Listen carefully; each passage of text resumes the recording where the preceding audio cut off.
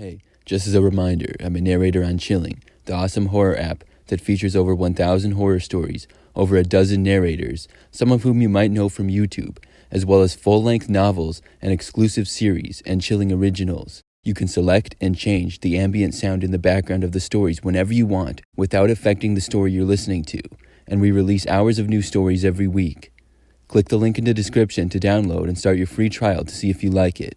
Also, Chilling is always doing fantastic giveaways, and in time for the holidays, we are giving away a PS5 bundle that includes the disc version console, 2 games, and some Chilling merch. Click the link in the description to learn how you can win. Best of luck!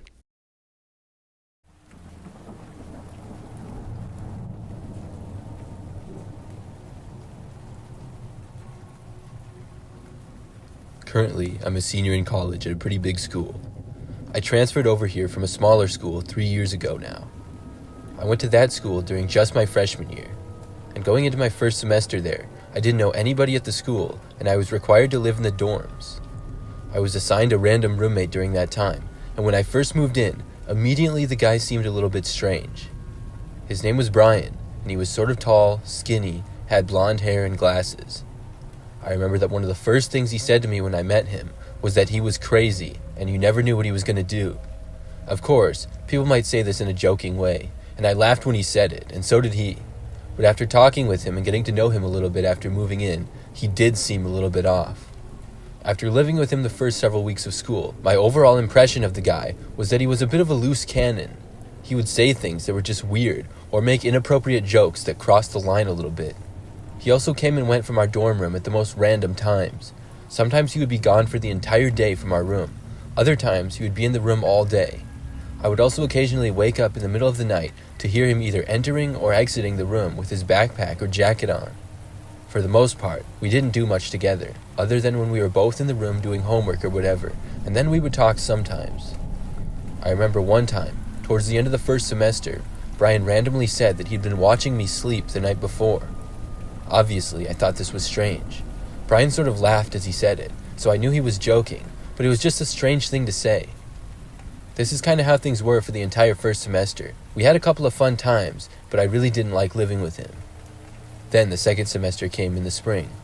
Things started out just like they had left off from the previous semester, and Brian seemed like he always had. But one night, I woke up in the middle of the night, and I typically never woke up unless there was a noise nearby of some sort, but I don't remember hearing anything. I just remember opening my eyes a little bit and seeing Brian standing at the foot of my bed, just staring at me. It was really dark in the room, but I could clearly tell that it was him. I didn't sit up or anything. I just closed my eyes and tried to go back to sleep. I figured he would walk away, but he didn't. I couldn't help but barely open my eyes again, and Brian was still there. He stayed there for at least 5 minutes. I really don't know what he was doing. Maybe sleepwalking? When I woke up the next morning and was able to think more clearly, I remembered about how Brian had made a comment to me earlier about him watching me sleep. I guess he hadn't been joking. But why would he do that? It was just so weird.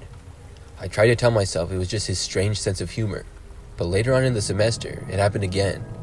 I woke up in the night to see Brian standing at my bed just watching me. This time, I sat up. As soon as I did, Brian backed up and ran out of the room. I yelled at Brian asking what was going on as he was running out, but he didn't stop to answer me. He didn't return to the room before I fell asleep again, and when I woke up the next morning, Brian was still gone. I didn't see him again until that night, and when he got back, I asked him why he was watching me sleep. At first, Brian denied it, which really surprised me. He had outright told me this before. He said that I must have been dreaming. I played along and said that I guessed that I was, and I laughed, just because he was starting to make me nervous. Then, maybe a week later, I was doing homework at my desk on the side of the room. We lived on the 4th floor, which was the top floor of the dorm building, and it always got really hot in the room. There was a big window at the end of the room by our desks, and we would often open it to let in some fresh air. As I was doing my homework at my desk one night, Brian randomly said to me that one day he was going to push me out of the window. He said it with a laugh, and I laughed as well, but given his previous comments, I couldn't help but not think it was so funny. In fact, it made me quite nervous. In the days that followed, I was kind of watching my back a bit more. However, not too long after this at all, everybody at our school, including me and Brian, were sent home because of COVID. This was March of 2020, and for the rest of the school year, we had our classes online. Because of this, I never did see Brian for the rest of the school year, and that next fall, I transferred to my current school. I sometimes wonder if Brian was actually going to try and push me out of the window. I don't really think I believed that he would, but he was just really strange, and I guess I never knew what to expect from him.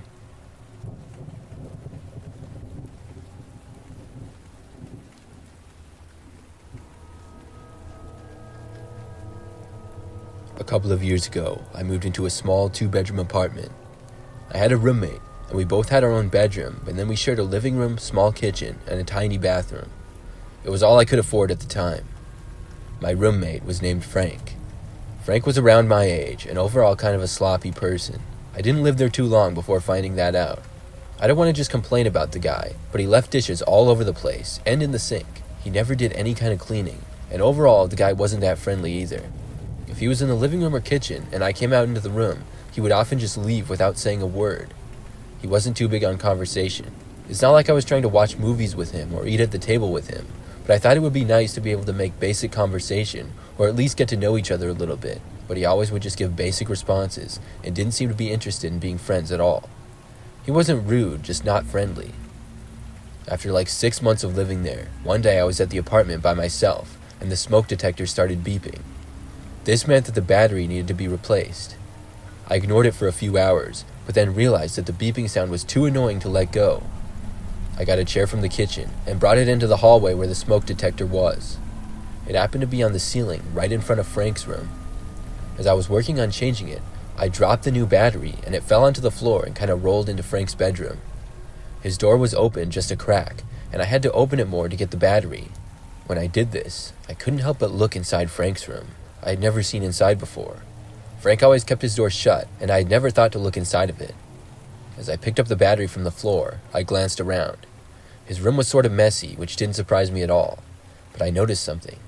I saw on the floor, sort of in the corner of the room in front of his closet, there were some sneakers that were the same kind that I had. They were one of my nicer pairs, and I hadn't worn them since I had lived there. I had mostly kept them in my closet. These were also extremely clean like mine were, and I had never seen Frank wear them. That gave me a crazy thought. I ran into my room and opened up my closet. I looked inside, and sure enough, my sneakers were gone. Why did Frank have my shoes in his room? He would have had to go into my closet to get them. I went back into Frank's room and looked around again out of curiosity. I walked all the way in this time and went straight for his closet door. When I opened it, I noticed several more items that belonged to me. There was a sweatshirt, a hat, a book, and even a pair of headphones that I had. I had actually been wondering where some of these items went. Others I hadn't even noticed were gone. I kept looking and found a couple of more things. Most of the items I had barely noticed were gone. The discovery was very strange, and I took all of the stuff back, then made sure everything else in his room was back in place like it should be. Frank got home that night several hours later. When he arrived at his room, almost immediately, he came out of it and asked me if I had gone in his bedroom. I have no idea how he knew that, other than by seeing that I took my own stuff back. I told Frank the whole story. I said I dropped a battery and it rolled into his room, and as I was getting it, I noticed that he had some of my stuff. Then I asked him why he had taken my things, and amazingly, he denied it. He claimed he hadn't taken anything that belonged to me, and then stormed off into his room and slammed the door. I didn't see him for the rest of the night. The next day, I had to go to work. I didn't see Frank at all that morning, but when I got home in the afternoon, I went inside to see the entire apartment all messed up. Everything was out of place and on the floor. My bedroom was especially messed up. It was like a tornado had ran through the entire apartment. Frank's door was shut. I walked over and pounded on his door, but nobody answered it, so I opened it.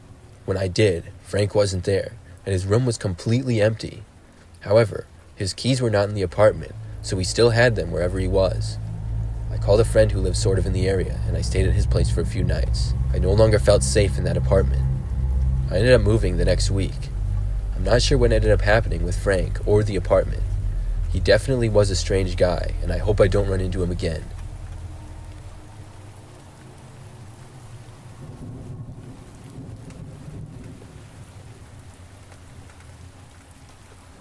This story happened just last year.